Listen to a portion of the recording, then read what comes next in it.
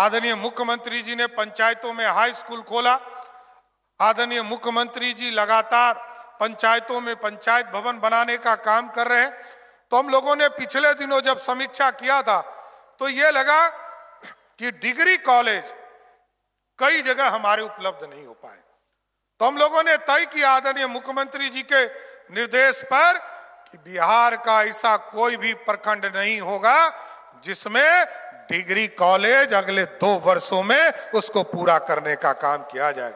इसलिए साथियों, मैं स्पष्ट तौर पर आपसे आग्रह करने आया, निवेदन करने आया कि अब तो बिहार गांव में बिजली, गांव में सड़क, गांव में पानी की व्यवस्था हो गई। और आदरणीय मुख्यमंत्री जी ने साफ तौर पर कहा है कि आगे का जो 5 साल है इसको रोजगार के लिए डेडिकेटेड करना चाहिए।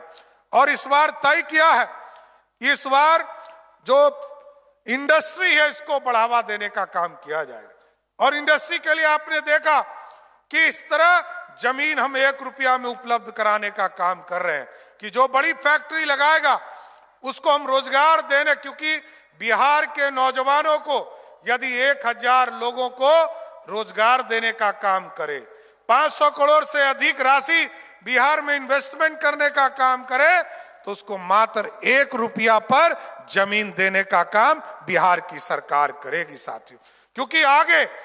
क्योंकि बिजली हो गया, सड़क हो गया और हमारे यहाँ इंडस्ट्री नहीं होगा, तब तक लोग रोजगार लेने के लिए बाहर जाएंगे। इसलिए हम लोगों ने तय किया है, एनडीए की सरकार ने तय किया है कि आज आपके बीच में इस बार हम लोग, चाहे वो जीसीसी आईटी पॉलिसी हो, उसको लाने का काम किया जाएगा।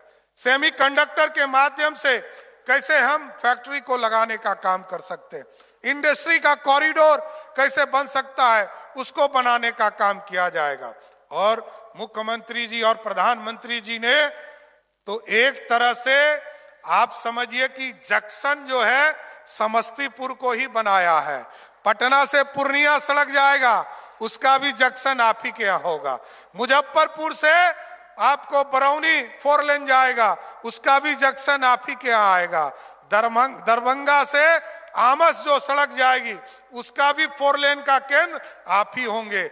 इसलिए विकास की किरण लगातार समस्तीपुर पहुंच रहा है और इस समस्तीपुर को और इंडस्ट्रियल हब बनाना है, इसलिए इसको आगे बढ़ाने की जरूरत है साथियों।